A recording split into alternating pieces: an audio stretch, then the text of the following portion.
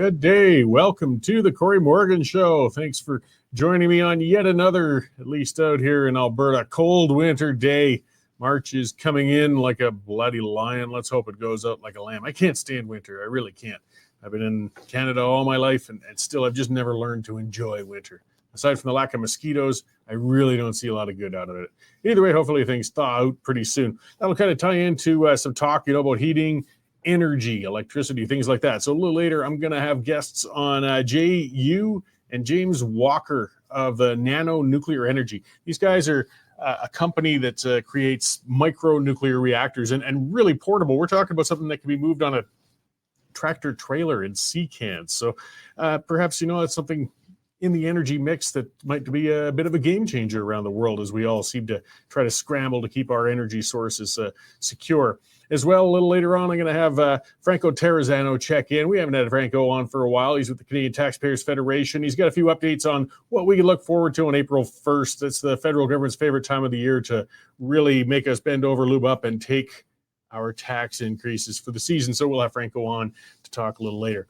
I see Jordan and Mr. Stanley checking in on the comment scroll. Yes, if you're watching live, guys, be sure to check in, send me your questions, comments, chat with each other. Just keep it civil, that's all. We don't have to be at each other's throats. We got lost time for that.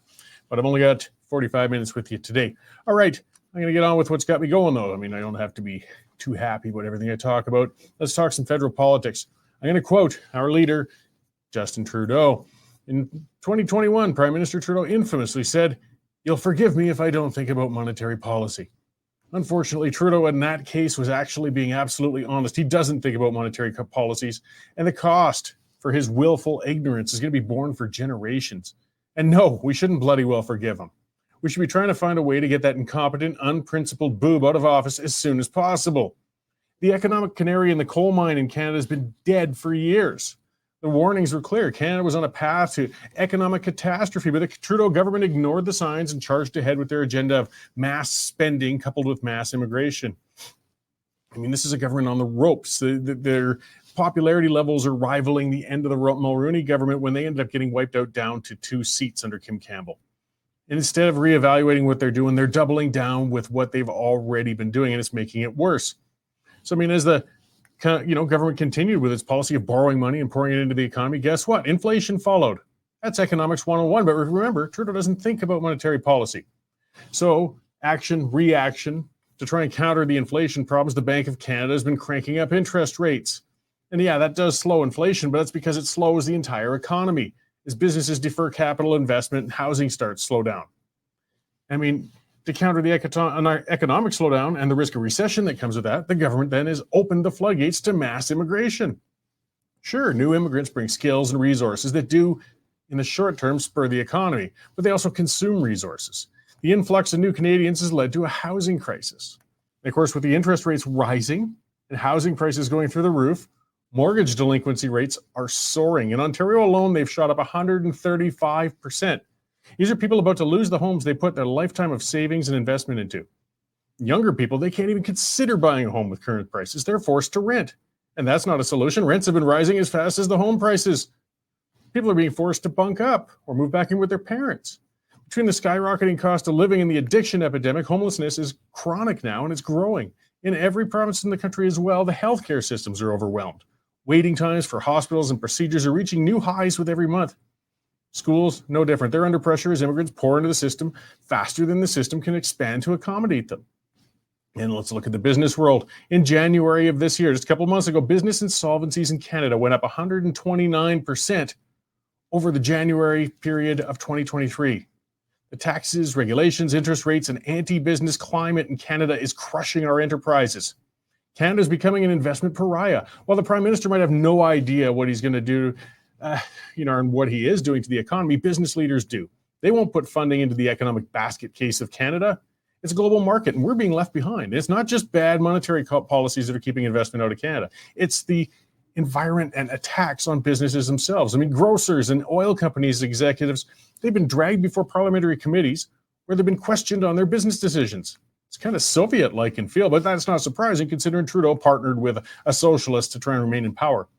How could any business leader want to come to Canada and set up shop in that sort of environment? Having the government constantly attacking and shutting down proposed resource development certainly isn't helping either. It doesn't matter if the nation sits on massive natural resource reserves if the government won't allow it to be developed. The most frightening indicator, though, of just how far up the economic creek Canada has gone is the GDP per capita ratio. To put it in lay terms, add up all of the economic output in Canada and divide it by the population. That's the ratio, and that ratio has dropped steadily for the last 6 quarters. The banks are calling it out, economists are calling it out. The only ones who seem unconcerned about it are the morons in government under Justin Trudeau. Let's look at the comparison. The GDP per capita in the USA is about 70,000 American dollars. In Canada, it's 52,000 American dollars and falling. The entire nation is becoming poorer, and quickly. Trudeau's been on a mass hiring binge of civil servants, but that only helps the unemployment figures. Civil servants don't contribute to the economy, they drain from it. Canada's faced depressions and recessions before. Hard times have come and gone, but what's happening right now is different.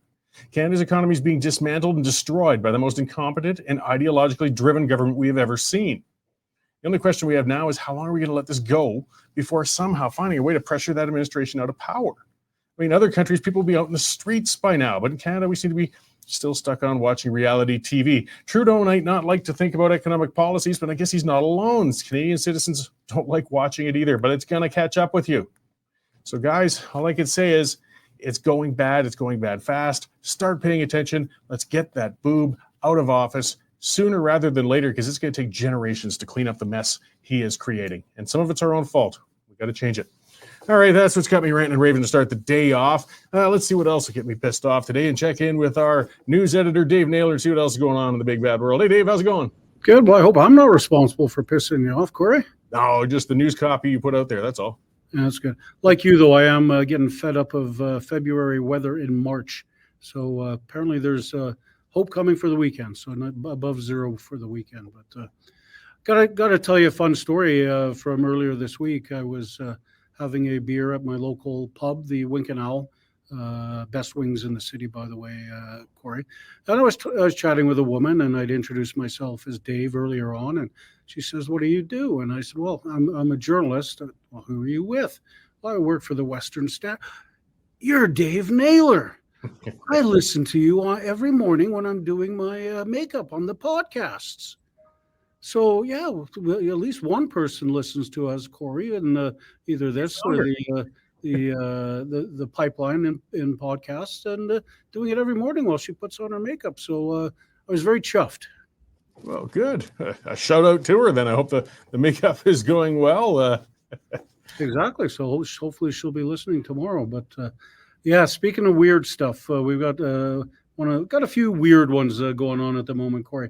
Got a story on a guy in Germany. I'm assuming there's got to be some mental illness going on with this guy, but in the space of 2 years, he had 217 COVID vaccination shots. He was going around all over the country being injected every 3 or 4 days with a COVID shot. 217. Now, the good news is he didn't get COVID, but I guess they're kind of studying him to see whether he's going to start growing, arms out of his forehead or something like that. Our Lee Harding's got a story out of Saskatchewan in which the opposition is up in arms because a cabinet minister was spending hundreds and hundreds of dollars a day being chauffeured around Paris as he attended a conference. Got a story on David Parker. You remember the leader of Take Back Alberta went on a bit of an unhinged rant a couple of weeks ago attacking Pierre Poilievre's wife. He says he's taken time to reflect, and he says he was wrong and promises never to personally insult anybody yet in the future. Speaking of weirdos, Doritos. I don't know why these companies aren't learning the mistake of Bud Light. Bud Light lost billions in stock value with Dylan Mulvaney, and now Doritos has done it. They've partnered with a transgender woman, for 2 days before they discovered disgusting text messages he had put out on things he wanted to do to young girls in the middle of the street. So his time as a Doritos spokesman ended fairly quickly. Our Dave Makachuk, a military expert, got a column on Canada's attempts to send rockets to Israel. Sorry, not Israel, the Ukraine. Getting my wars mixed up there. A Rivecan accountant said in testimony to the Commons, yeah, we knew something was going on here in this $60 billion boondoggle. We knew something was going on, but we were too afraid of committing career suicide by reporting it. And the Bank of Canada today held their interest rate at 5%. So any hopes for those people getting a bit lower or a bit of a break in mortgages if it drops were dashed today, but they'll be looking at it again in April. So that's what's got our attention right now, Corey. Right on. Yeah, lots on the go. It is pretty sad that it's hard to keep track of which wars we're funding at which given time. We're in a rough period of history right now. Certainly are. All right. Well, thanks for the update. I'll let you get wrapped up with your news so you can rush down to the Wink and Owl for your next round of fan adulation down there. There you go. Got to do the pipeline with you first, though. So. Oh, yeah. We still got that other show. All right. Thanks, Dave. Take care, Corey. That is our news editor, Dave Naylor. And yeah, you can see the stories again. They're always coming hard and heavy. Lots of stuff going on out there. And this is when I like to remind everybody the reason we have those stories, the reason we have the staff and we're as busy as we are is because you guys have been subscribing. So thank you very much to subscribers. We get $10 a month, $100 for a year, good bulk deal. And you get past that pesky paywall and it keeps us independent. We aren't tax funded. We don't want tax funding. We stay independent. That makes us answerable to you, not to the government or any of the other areas like other media outlets have been lately. So if you haven't subscribed yet, get on there, westernstandard.news/subscription. Nag your friends to get on there, subscribe. It's really important to keep our news independent as things change. And if you've already subscribed, again, thank you very much. I appreciate it. You know that go woke, go broke story, eh? It just keeps going on. So now we got Doritos into it or whatever it was. I mean, come on, guys. You're into Mexican food. Tacos. If you sell tacos, don't switch to sausages. Your customer base won't appreciate it. Sports Illustrated figured that one out as well the hard way. Just lay off. Just stick to your products. How many businesses really, by embracing these woke ideals and things, have seen an increase in sales? How many have actually had a good outcome from it? Just get out of it, guys. Stick to plain vanilla celebrity endorsements. I mean, you got to get these DEI nutcases out of your marketing departments and get back to reality. It's not doing yourselves any favors.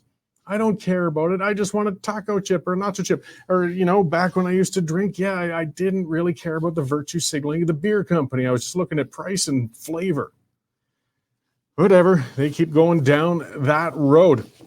Interesting. So, that was brought up with the cabinet minister. I don't talk about Saskatchewan enough, and I'm getting a little worried about the Saskatchewan party. They've been in power for 17 years, and when parties are in for too long, whether they're conservative or liberal or NDP, if they're in too long, things go bad. We're certainly seeing it on the federal front. And on the provincial front, we're starting to see those cracks showing in the Saskatchewan party, and it worries me because they've kind of got a two-party system on the go. I know they got some other parties trying to get going. I think the Sask Unity Party or something like that. But it's getting reminiscent, I guess, of the Redford years with the Progressive Conservatives in Alberta. I mean, they'd been in for 40 years, and the waste and the arrogance was getting out of control with them. They'd lost track of why they were there. So when you see a minister going, and it's the minor things. I know it doesn't break the budget, but this is what sticks in the mind of the public, because they got a close election coming this fall. And when you got a cabinet minister going to Paris and touring around, and then it turns out that he spent thousands on a private chauffeur service, $3,500 to go tour things around Paris that had nothing to do even about what he was supposed to be there for. He was supposed to be for a nuclear exhibition, and instead he was touring other things. Like, I don't mind multitasking with these politicians. Okay, you go over there. If you've done your business part over on whatever you had to, met the people you had to, and you want to run around and do some touring, fine, take an Uber. Take a taxi. Come on. We're not talking about the prime minister here. We're not talking about even a premier. Look, nobody knows who Dustin Duncan is outside of Saskatchewan. He didn't need extra security. You can jump in an Uber or a taxi, go see those things and come back. But instead, no, he thought he would expense $3,500 to the taxpayers and go touring. Dude, this is the sort of crap that gets you thrown out of office. This is the sort of thing that sticks in the voters' minds. I know the voters should be thinking about the billions rather than the thousands, but it's the thousands that resonate with other people who can't afford their bills, their rent, their mortgage payments, and then they see this sort of arrogance being used with their money. That's what gets you in trouble. Another area that's showing that the Saskatchewan party's been in a bit too long was a recent release too. It sounds like municipalities, their donation system, most provinces have closed up this loophole. Alberta used to have it, but municipalities can actually donate to political parties, which is not good because the municipalities, of course, it's an instant conflict of interest. The provincial government transfers funds to the municipalities, of course, for infrastructure projects and things such as that. The municipalities shouldn't be able to donate to the political parties then, because of course they're looking to buy favor. And again, even if it's not been abused, this voter sees it as abuse. And it sounds like tens of thousands of dollars have gone from municipalities towards Saskatchewan party fundraisers. These are the cracks that are showing, guys, and you got to be careful, because this fall, if this sort of thing keeps up, this kind of arrogance, you don't understand why the voters are getting turned off you. They're going to be replaced this fall, and they're going to be replaced by the NDP. And again, you get to a cure that's worse than the disease. Alberta learned that lesson the hard way already once. I'd hate to see Saskatchewan have to learn to do so as well. All right, let's get on to the subject of our guests here. I've been looking forward to this. Again, energy. Energy has been a huge news story and issue. It's going on. We're, as in Alberta, supposed to be an energy capital of Canada, yet we have shortages, we have instability. And we don't hear about nuclear enough and the developments within it and where it's coming along. And these guys with nano nuclear energy sound really exciting, actually, with some of the stuff they've been developing with micro-nuclear technology. And I've got James Walker and hopefully JU coming on soon to discuss and expand a bit on that. So we got James for now, and let's see what they got going. Hey, James, how's it going? Hi there, Corey. I'm not too bad. Good. Well, I appreciate you coming on to join us today. As I kind of said in the intro, we're in an energy producing province. We've talked about nuclear for decades, but it just never seems to actually get off the ground around here. Part of it is it's such a long game too. When you're playing with the applications and development and building something of that scale, it just never quite makes it. But you guys are a little different. I mean, this is very portable, very quick, and can be applied a lot of different ways. Can you kind of expand on what your company does? Yeah, of course. So you're absolutely right about those long lead times for those big civil power plants. And traditionally, that's because these are very large installations where all the fuel that's going to be powering this thing for the next few decades is all up front. But the reason why there's big emphasis on SMRs, micro-reactors, is because if you shrink down the reactor and it uses less fuel and it's less complex, then the time to actually launch these things is theoretically a lot faster. The capital cost comes down, the financing costs related to the capital costs comes down. And that's where the US and Canada are beginning to look towards being the future of the nuclear industry. So Alberta is actually a great state for industry, and already there's quite a lot of industries there that are looking at powering chemical operations, oil and gas operations, remote locations, remote industrial projects. Nuclear is the only solution really for those things, because wind and solar can't be put anywhere you want. They are only intermittent energy sources, and they need big storage facilities. They need big land areas. And really, if you're looking to try and nuclearize and power these remote industrial projects, nuclear is the only alternative to sort of diesel generators and fossil fuels. So, I mean, the number one question I'm certain you get, I mean, people have had a very negative interpretation or impression of nuclear. I mean, since the China syndrome, way back when I was just a child, it was coming out on there. But the safety, I mean, and it's important. People should be, at least asking about that. These are presumably very safe reactors then. Yes, we have to contend, of course, quite often with the safety questions being asked, but it's very easy for us because all we can do is just dispense the facts about nuclear. And we can say to people, look, if you look at, just take the big civil power plants, even if you look at deaths per gigawatt hour generated, nuclear beats out wind, solar, everything, and orders of magnitude safer than all the fossil technologies anyway. So nuclear is already the safest form of energy. When you shrink the reactor down to an SMR and then a microreactor, it gets safer still. So we have the safest form of energy getting even safer. And I think nuclear has always suffered from misconceptions and bad PR. And obviously we're trying to change that. And obviously we're doing things like talking to you to try and explain to people that, the safety concerns you have might be a bit of a misapprehension about the technology itself and the dangers at play. But we just need to get that message out there. And public sentiment is improving. We are seeing gradually more acceptance of nuclear power. And I think once we can couple that knowledge about how safe it is with decreased energy costs for the consumer, then the public support should really balloon. So these generation sources are very portable and can be moved quickly. I saw one of the applications proposed isn't it actually in the case of an emergency, if there's a natural disaster or something has happened that the regular power grid has been knocked down, these sorts of reactors could be brought into place to bring supplemental power during that emergency period. It's a very interesting application for it then. Yeah, absolutely. And look, it doesn't stop there. I mean, the potential market here is $1 trillion industry. Like, it's mining sites, oil and gas sites, remote habitation, maritime vessels, just like aircraft carriers and submarines currently use nuclear, charging stations for EV vehicles, data centers, AI centers, Bitcoin mining, if you really want to go that route. So even in remote countries with remote communities that are cut off from the larger grid, desalination plants, medical facilities, all of that can be powered with microreactors. It could be a very transformative technology just for the world. Yeah, well, and in isolated areas like Alberta, where we have the oil sands developments up north, they're energy intensive to get the oil out. We burn a lot of natural gas to get SAGD and things like that going on. I would imagine if you moved a nuclear, a modular nuclear facility in, you don't have to build that electrical transport infrastructure as well. Like, you could run it for the project and then deactivate when the project is finished. I mean, that's the big incentive here, is that, a lot of these projects do run on fossil fuels, and that means that there's almost a daily importation of diesel or fuel that you need to do this. But with a microreactor, all your fuel is there in one place for the next 15 years of operation. So all of your logistical concerns can be dispensed with. And when you are finished with it, the thing can just be decommissioned and moved out of there. I mean, this is where we're trying to get to, almost like a nuclear battery on a truck that could insert. And once it's inserted, you run it just for how long you need. And we don't even necessarily need to sell you the reactor. We could just sell you the energy that you need over the period you want it for. So going further into that, what about the waste issue then? I mean, when the fuel has been spent, it still leaves a product that has to be safely handled and disposed of.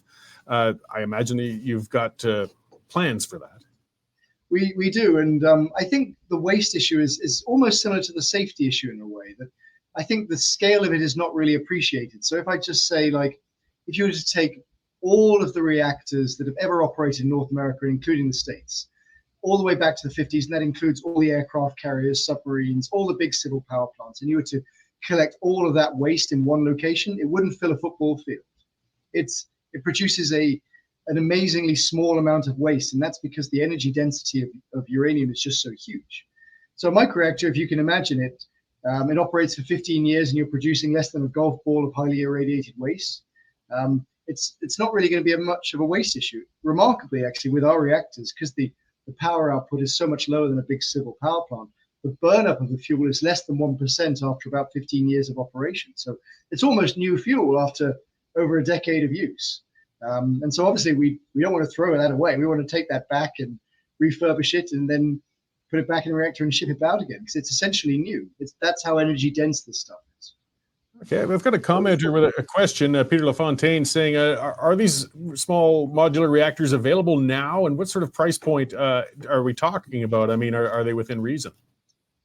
So they're not available now, and we still need to go through the licensing process, and that's the big lead time operation, because the regulatory process for getting a nuclear energy system licensed is a lot longer than for anything else. And it's mostly to do with how technical the facilities are attached to this. But we've got to go through that process. We'll begin seeing microreactors before the end of this decade. We'll see SMRs before the end of this decade as well, a bit bigger than a microreactor.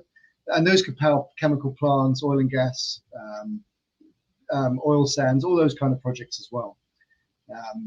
But yeah, so they're coming, and all the infrastructure is being built up accordingly. And it's not just Canada that's looking at this too, but the United States and the Department of Energy there is throwing a huge amount of money at big infrastructure projects to build back their capability to mass manufacture fuel, deconverted fuel, and build these things. So is there, we've got a lot of companies operating in Canada, and I can certainly see why they'd be interested in it. Have any started the process and working towards this? Again, we always hear talk of it, but we just haven't quite seen it come to fruition yet.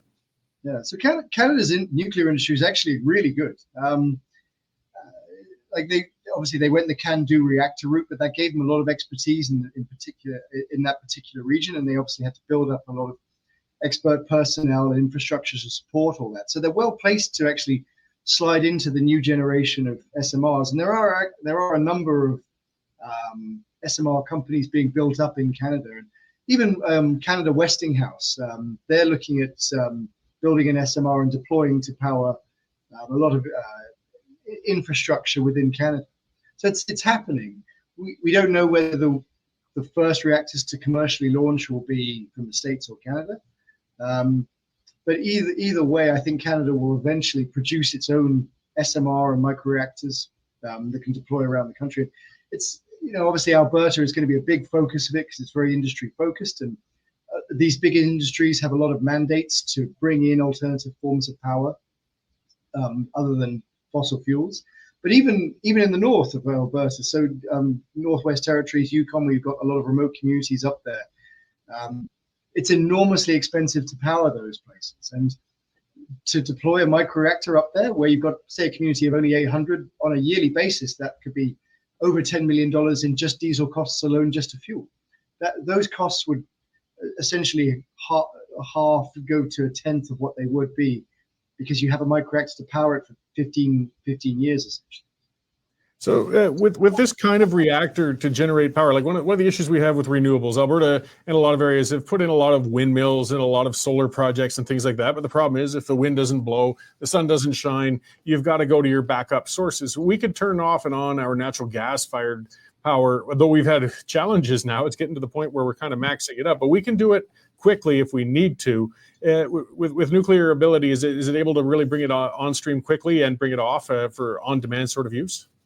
Yeah, so the way the terminology they use in the energy industry is capacity factor, and that's essentially almost a percentage of how consistent the power is. So if you look at solar, it would be about like a 15% energy capacity, and wind would be about a 25% capacity factor. Nuclear is the highest. It actually is a higher capacity factor than gas or coal or any other form of energy. The highest capacity factor. That means that it is the most readily accessible amounts of energy for when you need it, and you can ramp up and ramp that down very easily. It's just a matter of control rod insertion and extraction. So not only is it the cleanest and safest form of energy, it's going to be the most consistent form of energy, and it won't suffer from, unfortunately, what wind and solar need to do is install big storage facilities that are very expensive and occupy big amounts of land mass to install, and then still not be able to be consistent in their power output. Yeah, then finally, I guess as we kind of wrap up, that's been a big issue in Alberta. We've had some battles, was the amount of footprint that a solar or wind generation facility takes up. I mean, with agricultural land or even just visibly is not necessarily aesthetically all that good. These modular plants are very, very small.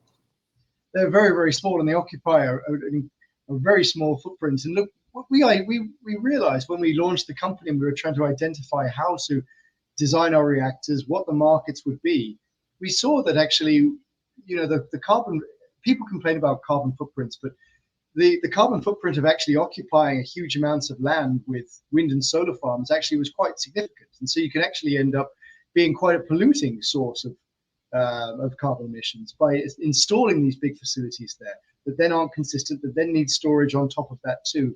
And the costs can run away with you. Not just the land use can run away with you, but you end up needing to use, say, 3 or 4 times the land that you would think you would need for wind and solar, because it's got to make up for that inconsistency and the intermittent power. And so you've got to produce more and store it to make up for that, the fact that the wind doesn't always blow and the sun doesn't always shine. Yeah, well, with the portability, the lack of emissions, and the lack of intermittent issues, I mean, they all sound to solve a lot of the challenges we've got going with energy generation right now. I appreciate you coming in to talk to us today. And as you pointed out, I mean, a lot of what we've got in our heads, I mean, they're legitimate concerns on safety, but statistically, actually, yeah, they've always been quite safe. Where can people find more information about your company and what's been going on with it? So I would go to nanonuclearenergy.com. You can sign up to our mailing list. We are on Twitter, and we do have Facebook, and you can follow us there too. But please reach out to us anytime. And look, anybody who does reach out to us, we will get an answer back to you quickly. Great. Well, thank you very much for taking the time to join us today. I look forward to seeing these new forms developing and moving in up here. I really do feel that we need to start seeing some of that type of energy getting going up here instead of us keep spinning our wheels and some of the less than reliable ones out there. Agreed. All right. Thank you very much for having us on, Corey. All right. Thanks again. So yes, check them out, guys. Nano nuclear energy. We really got to start thinking outside the box. And this is, nuclear is not new, but getting it down to this micro level, this portability. And as he said, and I noticed one of the commenters brought up Fukushima, sure.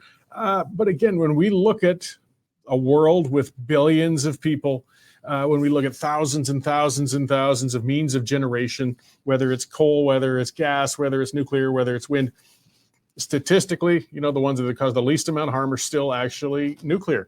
We saw Chernobyl. But I mean, you got to think about that. That was during the Soviet era. I mean, the Soviet Union couldn't even make a good alarm clock back in those days. I'm surprised they only had one reactor meltdown. The world is lucky for that. We've gotten much better since then, and that was the worst. I mean, when you think of thousands of reactors around the world.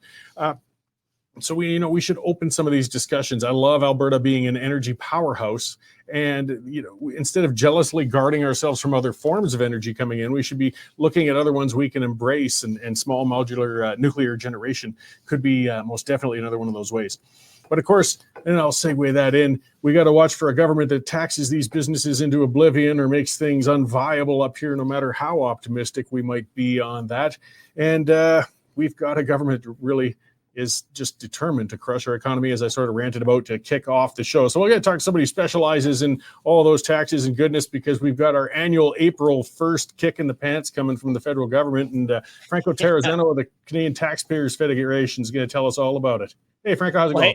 Hey, Corey. Great to be talking to you, man. Hope you're doing well. Yeah, good. Yeah, it's been a while since you've been on. It has. Yeah, too long, man. Too long since I've been back in Calgary as well. Yeah. So the April 1st, I know everybody jokes about it being April Fool's Day, but it is also the day that the federal government really likes to kind of lay on the bulk of their increases. They kind of hit us. I mean, my theory has always been people are in a good mood. Winter's melting off, summer's approaching. They're planning their vacations. They got their tax return perhaps, and they might not be thinking about it as much. So the government times that real swift kick at that period of the year. What do we got going on this April?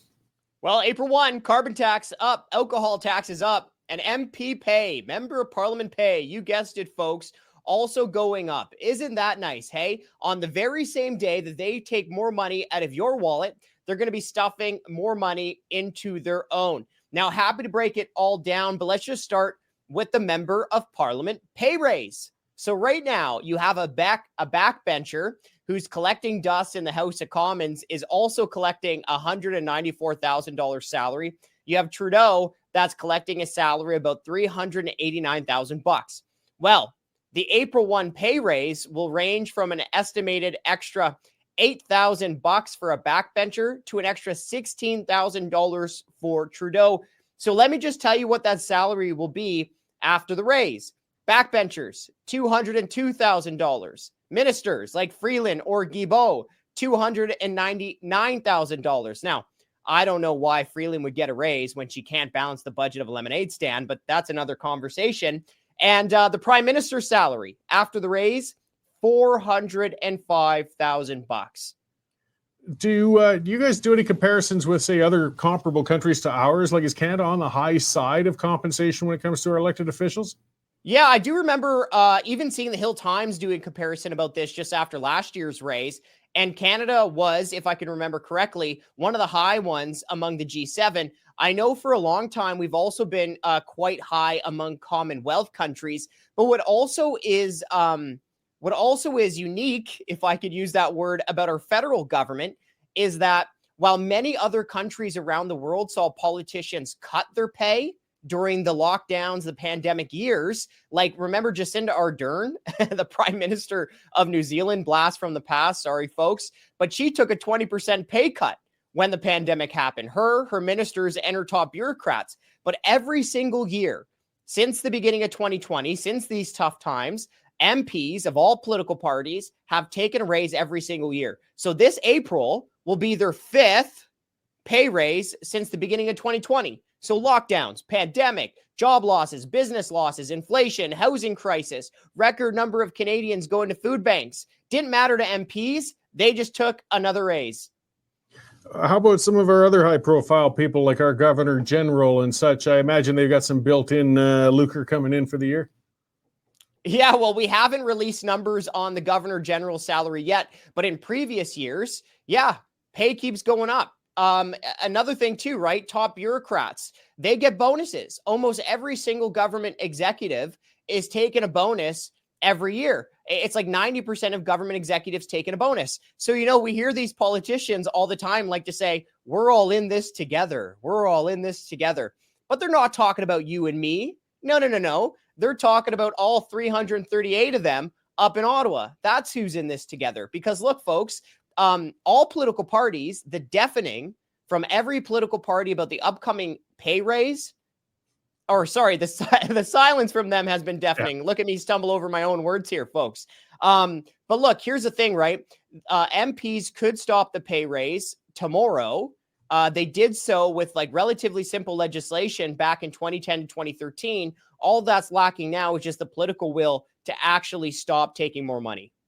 Well, it's it. It gets me with some of those high positions. I know we should pay them fairly well. I mean, we want to draw people from professions that are, they can bring that skill and apply it to an elected position. But boy, some of the ones, especially in the high profile, like the Prime Minister or the Governor General, because they live lives that are practically expense-free. They're housed, their travel is covered, they can expense virtually everything from meals to you name it. So, I mean, their compensation is practically going straight into the bank, on top of everything else. It's such a slap in the face when they're always telling the rest of us why we got to tighten our belts. Well, Corey, let me break down why this MP pay raise is so bad, even just beyond the symbolism, which is important. You need leadership, but even beyond that. So number one, you're talking about attracting better people into government. Well, we've been giving them raises every single year for how many years now? It doesn't feel like government's getting any better. But look, at the heart of it, I might say something controversial here, but at the heart of it, I don't think we need better government. I don't think we need more elitists trying to control Canadians' lives. We need less government. We need less government. That's what we need. Cut taxes. Stop spending so much. Stop doing so much that you're doing that's creating all these hardships. But number two, all these pay raises, you know what's happened? Our members of parliament, the people in the House of Commons who are supposed to represent us common people, they've become financially divorced from the reality that we live in. So no wonder they're raising all these taxes, printing all these money, having these huge deficits that drive inflation. They don't feel it like we do. But number three, if you want to balance the budget, you got to take air out of the ballooning bureaucracy in Ottawa. Okay. And before the major union went on strike last year in Ottawa, they were pointing to member of parliament pay raises as a reason why the bureaucrats should also take more money from taxpayers. So look, these MPs, they need to cut their own pay so they have the moral authority to force the departments to actually find some savings as well.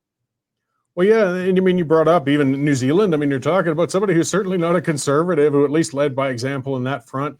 I'm going way farther back for some of the folks, I guess, but that was one of the first things that Ralph Klein did before he cut, and he cut the civil service, but he cut MLA pay first. And they were still well compensated, but at least it showed, hey, we're taking our hit before we put it on to others. And if this federal government is showing no interest in trimming their own compensation, then yeah, it doesn't look like they have any interest whatsoever in trimming the expenses of the bureaucracy.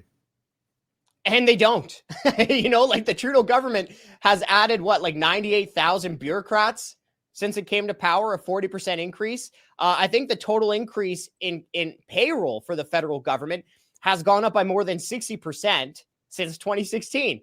bonuses, pay raises, tens of thousands of additional bureaucrats. And we wonder why our tax bill keeps going through the roof.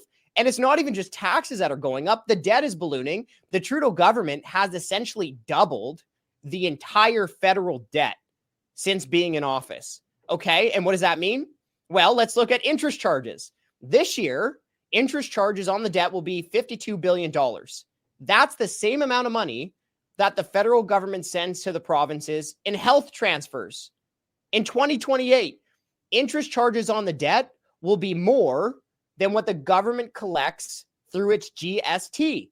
So every time you go to the store, you buy that product, you pay that GST, every penny they take from you will be from the GST will be going just to pay interest charges on the government credit card. But the taxes are good for us, right? I mean, Prime Minister Trudeau just the other day said if he could just sit down with every Canadian for 5 minutes, he'd make us understand why the carbon tax is actually good for us. Maybe you can explain it, because I'm not sure how he could convince me in 5 minutes to do that. Yeah, as if like it's almost insulting to our intelligence. It's not almost, it is, right? Yeah. It's almost like they think like, oh, the rubes just don't understand our infinite wisdom and how good they've got it. It's like, no. We do understand that the carbon tax makes it more expensive for us to fuel our cars to get to work. We do understand that the carbon tax makes it more expensive for us to heat our homes during winter. We do understand that the carbon tax makes every trip to the grocery store more expensive. It's the politicians with these inflated salaries, the inflated pensions, the inflated perks, who don't understand what they're doing to the people. And, you know, the carbon tax, guess what, folks? Going up April 1 again. It'll cost 17 cents a liter of gas, about 21 cents per liter of diesel, and about 15 cents per cubic meter of natural gas. And for the average Alberta family, well, the carbon tax will cost the average Alberta family about $900 more in a year than what they get back in rebates. And that's money we just can't afford to keep pumping out. Well, all we can do is keep shouting. I mean, I know that Trudeau's not going to convince us the carbon tax is good, but maybe you can convince enough elected officials that it's bad. I appreciate you guys at the Federation holding their feet to the fire. Where can people find more information on what you're up to, Franco? Hey, if you guys like what we're doing, head over to taxpayer.com, sign a couple petitions. You can follow us on essentially all big social media platforms. Just type in Canadian Taxpayers Federation. If you want to follow me, just type in @Franco_nomics. And Corey, thank you so much for having me on today. I hope you have a great rest of your day. Yeah, you too. Thanks, Franco. Good to see you again. I'll talk to you. Cheers, man. All right. So yes, just that reminder, guys, it's Canadian Taxpayers Federation. And yeah, they really do. They dig in there, you know, some of that dry stuff. I mean, it's economics, but it does impact you whether you like it or not. Let the pointy-headed geeks like Franco and the others dig in there and get that and encapsulate it for you so you can see just how badly you're taking it. And they do a great job of it. So check out their site, guys, the Taxpayers Federation. Lots of resources. And yeah, I mean, the media certainly doesn't seem to be holding government to account anymore. So we can count on perhaps groups like the Taxpayers Federation and Franco to do it. I'll kind of close off with one other spending thing. We saw recently. So the Liberal government has decided they're going to fund the UN RWA again. You know, that's the United Nations branch. The whole United Nations is sick. I don't think we should be giving any money to the entire organization. But of all of them, the UN RWA, I mean, even they had to admit, most developed countries, as soon as they found out that group, and again, it doesn't matter where you are on the Israel-Palestine issue or whatever's happening over there. That group was corrupted. That group was funding, their employees were taking part with Hamas. This was problematic, to say the least. In fact, most of the world was appalled. And most of the countries in the world said, we're not giving you any more money to fund terrorist activities over there. That was supposed to be helping people on the ground. That was supposed to be helping Palestinians. Well, what did we get out of Calgary here? Out of Canada? Canada jumped on and said, yes, we're going to cut the funding. Oh, but we already just cut the last check. So, we won't cut that one. And then basically yesterday they said, yeah, we're going to keep giving them money again. They never really stopped. When we're tight on money in general, and this is when the government starts, again, no matter what side of that conflict you're on, is this where our money's supposed to be going? Or if you really want it to be humanitarian, there's better humanitarian groups than that corrupted pile of crap Hamas funding group, the UN RWA. I mean, they were tied to Hamas. It sounds like there were teachers, of course, which were teaching children about the evils of Jews and the usual crap. That was through that same UN RWA group. This government is taking our money and throwing it all over the place on interests that are not serving us whatsoever. That's just the latest. It's just the latest. We've got to get it under control. I started the show off by kind of going on about, again, our GDP per capita ratio, which really indicates how badly down the economic toilet we're going right now. And then we see this government that's out of control, just throwing our money away left and right. As Franco said, they're borrowing us over $1 trillion. We're talking billions of dollars. I hate that in my household budget when you see money going away to interest payments, right? That's borrowed money. That's just money flushed away. Well, we're getting that money flushed away now. More than we're bringing in GST is going out in interest. And there's the irony of the left. Oh, we hate big corporate entities. We can't stand those corporate folks. Well, what do you think? It's a mom and pop lender on the corner that's lending the federal government the money to do all this crap? No, this is the big financial institutions, and your money is going to them in interest rather than healthcare or any of the things you feel government should be spending money on.